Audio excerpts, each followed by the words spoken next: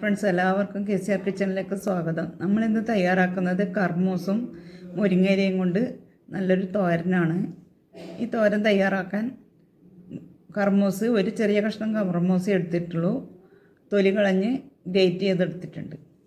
2 പിടി മുരിങ്ങയിലയും 2 പിടി തേങ്ങ ചിരകിയത്, 2 പച്ചമുളകിന് പകരം കാന്താരി 4-5 കാന്താരി ചതച്ചെടുക്കുക, 5-6 വെളുത്തുള്ളിയും ചതച്ചെടുത്തിട്ടുണ്ട്. ഇനി ഇത് തയ്യാറാക്കാനായി ഒരു കടായി അടുപ്പത്ത് വെച്ചിട്ടുണ്ട്. കടായി ഒന്ന് ചൂടായി വരുന്നുണ്ട്. അതിലേക്ക് 2 ടീസ്പൂൺ വെളിച്ചെണ്ണയാണ് ചേർത്ത് കൊടുത്തിട്ടുള്ളത്. വെളിച്ചെണ്ണയാണ് നല്ലത് കൂടുതൽ. എണ്ണ ചൂടായി 1 ടീസ്പൂൺ കടുകിട്ട്, കടുക് പൊട്ടി വരുന്ന സമയത്ത് 1 ടീസ്പൂൺ ഉഴുന്നുപരിപ്പും കുറച്ച് കറിവേപ്പിലയും 2 വറ്റൽമുളകും ഇട്ട് മൂപ്പിച്ചെടുക്കണം. ഇതിലേക്ക് 5-6 വെളുത്തുള്ളി ചതച്ചത്, 2 പച്ചമുളക് ചതച്ചതും ചേർത്തെടുത്ത്, 1/4 ടീസ്പൂൺ മഞ്ഞൾപ്പൊടിയും ചേർത്ത് നല്ലപോലെ ഇളക്കി യോജിപ്പിച്ച് ഗ്രേറ്റ് ചെയ്ത് വെച്ച കർമൂസും മുരിങ്ങയിലയും ചേർത്ത് നല്ലപോലെ ഇളക്കി യോജിപ്പിച്ചെടുക്കണം. ഫ്ലെയിം സിമ്മിലിട്ട് വെക്കണം. ഇതിൽ വെള്ളമൊന്നും ചേർക്കാതെയാണ് ഈ തോരൻ ഉണ്ടാക്കുന്നത്. ഈ പപ്പായയിലുള്ള വെള്ളത്തുകൊണ്ട് തന്നെ വെന്ത് കിട്ടും.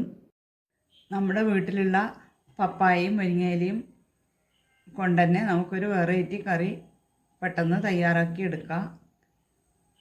മുരിങ്ങയില മാത്രമായിട്ട് വെക്കുന്നതിനേക്കാളും കർമൂസ് മാത്രമായിട്ട് വെക്കുന്നതിനേക്കാളും ടേസ്റ്റാണ് ഇതുപോലെ രണ്ടും കൂടെ മിക്സ് ചെയ്ത് തോരൻ ഉണ്ടാക്കുന്ന സമയത്ത്.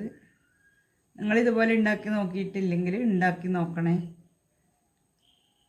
മുരിങ്ങയിലയും കർമൂസും നല്ലപോലെ ഇളക്കി യോജിപ്പിച്ച് ഇനി ഇതിലേക്ക് ഉപ്പും ചേർത്ത് ഉപ്പ് എല്ലായിടത്തും ഇളക്കി യോജിപ്പിച്ചെടുക്കണം.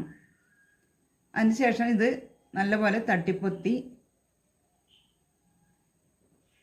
അടച്ചു വെച്ചാൽ മതി. ഇതിൽ വെള്ളമൊന്നും ചേർക്കണ്ട. ഈ മുരിങ്ങയിലയിലും പപ്പയിലും ഇല്ല വെള്ളം കൊണ്ട് തന്നെ ഇത് വെന്ത് കിട്ടും. അതുകൊണ്ട് ഇതുപോലെ തട്ടിപ്പൊത്തി അടച്ച് 2-3 മിനിറ്റ് വെച്ചാൽ വെന്ത് കിട്ടും. 2-3 മിനിറ്റ് കഴിഞ്ഞു. തുറക്കുമ്പോൾ തന്നെ നല്ലൊരു സ്മെല്ല് വരുന്നുണ്ട്.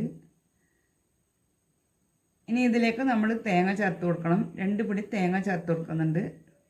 തേങ്ങയും ചേർത്ത് നല്ലപോലെ ഇളക്കി 1 മിനിറ്റ് അടച്ചു വെക്കണം.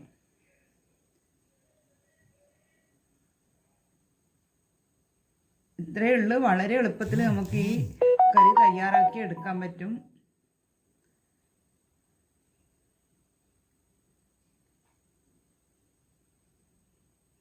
മതി. ഇതിൽ ഉപ്പൊക്കെ നോക്കി ഇല്ലെങ്കിൽ ചേർത്ത് കൊടുക്കുക.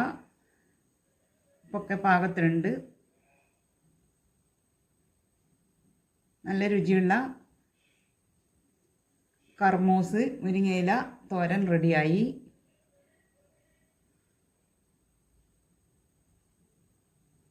ഇനി ഇതൊന്ന് അടച്ചു വെച്ച് നമുക്കൊരു പാത്രത്തിലേക്ക് തണുക്കുമ്പോൾ മാറ്റാം.